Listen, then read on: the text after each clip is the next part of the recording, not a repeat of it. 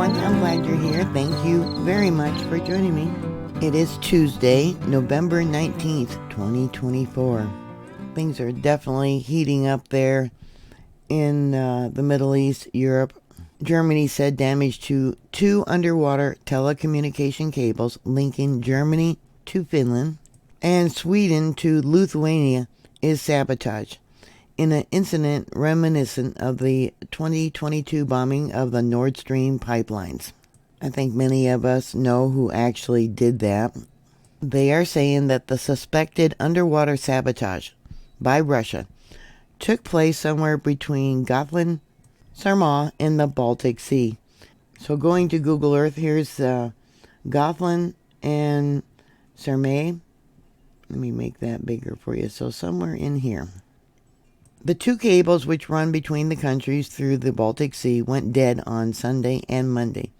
Lithuania says it is looking into the incident and has increased naval patrols in the area.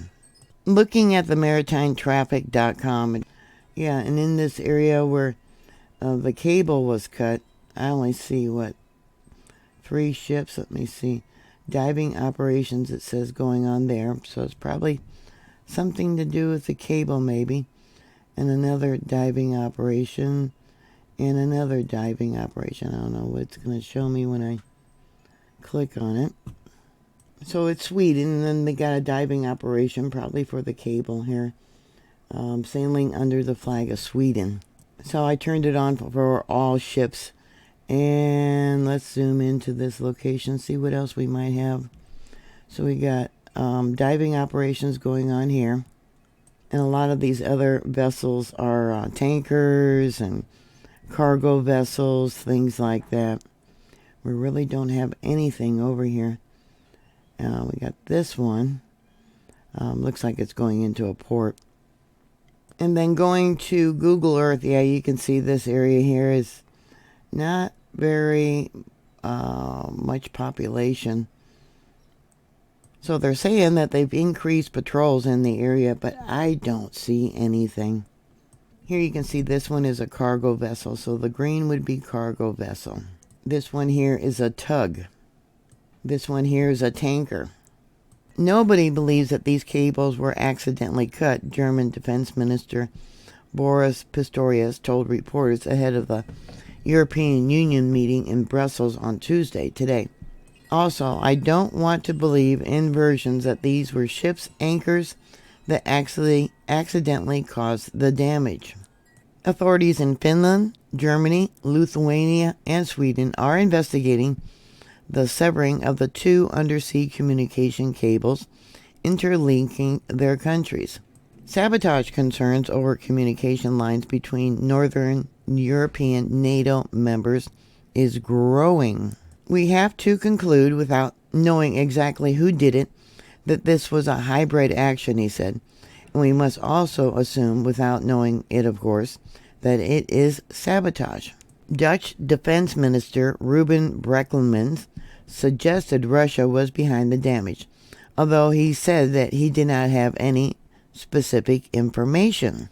We see increasing activity of especially Russia on our seas, aimed at espionage and possibly even sabotage of our vital infrastructure, he said.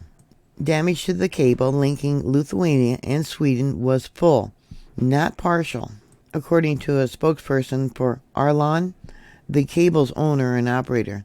Cinia, the operator of the cable linking Finland and Germany, said it could not determine what caused the damage until repairs started. Well, they got divers there, according to Maritime Traffic, so yeah, I'm sure they already know. The fiber cable, which spans nearly 1,200 kilometers, or 750 miles, through the Baltic Sea was reported damaged early on Monday. Finnish state operator Cinia confirmed the break, stating such damage does not occur without external impact. The disruption is or was not severely affected connectivity as redundant lines are in place, but it has raised serious concerns about regional security.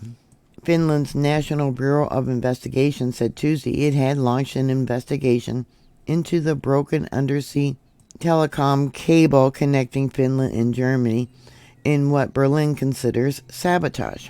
It is critical to clarify why we currently have two cables in the Baltic Sea that are not working, Minister of Civil Defense Carl Oskar Bolin told AFP in a written statement, adding that relevant Swedish authorities are investigating the events. The foreign ministers of Finland and Germany released a joint statement expressing deep concern over the incident. They noted the immediate suspicion of international damage as a stark reminder of the fragility of critical infrastructures. They went on to say that we are deeply concerned about the severed undersea cable connecting Finland and Germany in the Baltic Sea. The fact that such an incident immediately raises suspicion of international damage speaks volumes about the volatility of our times.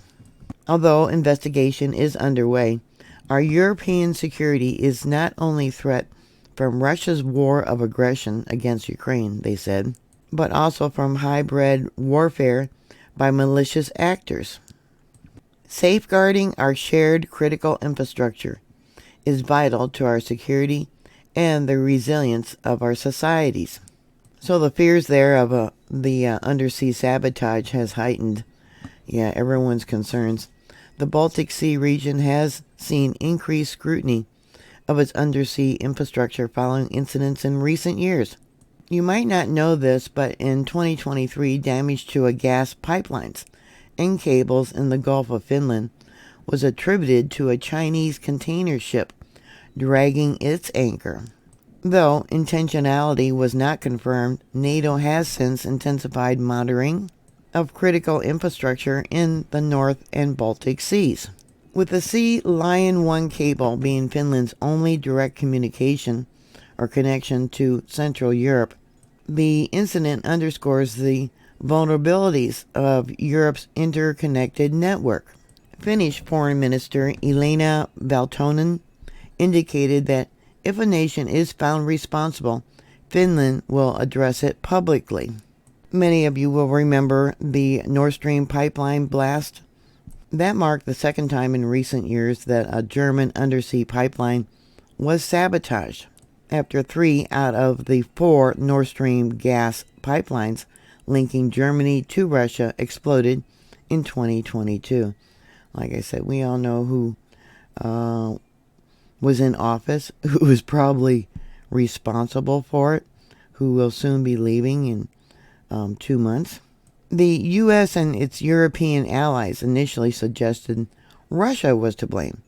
Investigated reports from the Washington Post, which don't always tell the truth, and a German publication, Der Spiegel, released more than a year later, linked a Ukrainian-Russian colonel with ties to Ukrainian Special Operation Forces to the attack.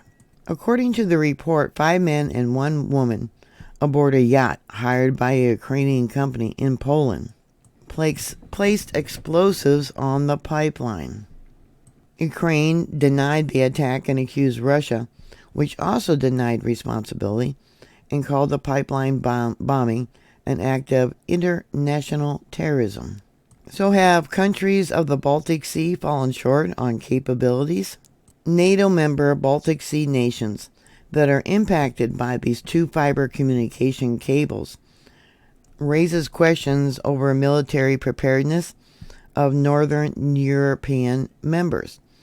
The fact that even these underwater communication cables, which are vital for global communication, cannot be protected, suggests that the countries in the region lack naval and aerial surveillance to watch the Baltic Sea.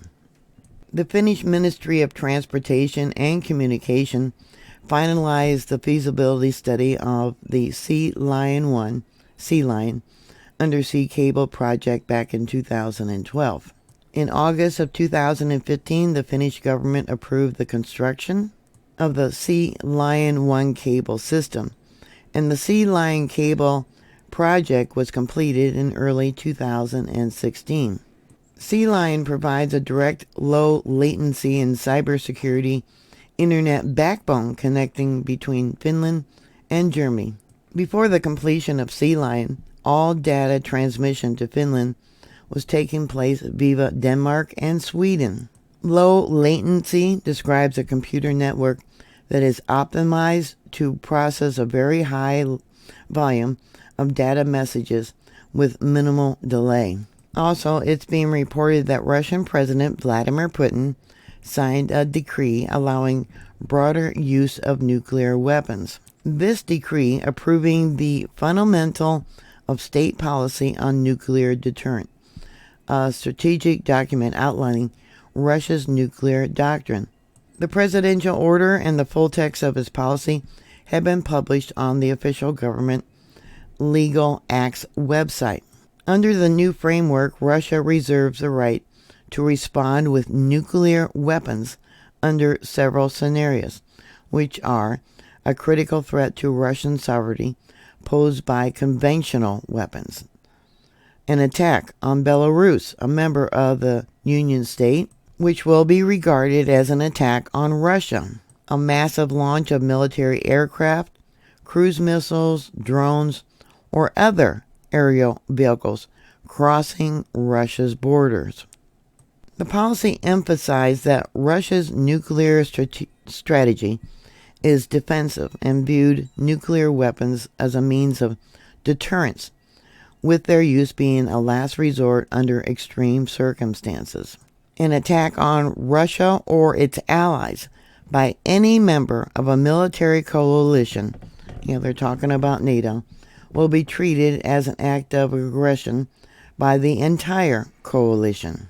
Aggression by a non-nuclear state, if supported by a nuclear-armed country, will be considered a coordinated assault against Russia. And they're talking about the recent approval of the long-range missiles that has been given to Ukraine and given the go-ahead to use on the interior of Russia. Also today, exactly 1,000 days after Russia launched its full-scale invasion of neighboring Ukraine, Russia defense minister accused Ukrainian forces today of firing 6 U.S.-made and supplied ATACMS missiles at the Russian region of Bryansk. If confirmed, it could be the first time Ukrainian troops have taken advantage of President Biden's easing restrictions over the weekend on Ukraine's use of U.S.-made missiles to strike targets deeper inside Russia territory. This is very serious, guys. Ukrainian military said it did hit a Russian weapons depot in Bryansk overnight, but it didn't say what weapons were used. U.S. officials confirmed to CBS News today that U.S. supplied ATACMS had been used on targets inside Russia. Yes, very serious. Seeing how Russia has changed its nuclear deterrent policy. In a statement carried out by state media, Russia Defense Ministry said the military had shot down 5 ATACMS fired by Ukraine and damaged another. The report said fragments had fallen at or near a military facility and that some of the debris had ignited a fire, but the ministry said there was no damage or casualties. Things are definitely heating up. Yeah, we're getting closer and closer to World War III if we're not already in it. Yeah, people need to be prepared. So what are your thoughts? Put your comments down below. Thank you very much for watching. Please like, share, and subscribe. And I'll talk to you later. God bless you all. Bye.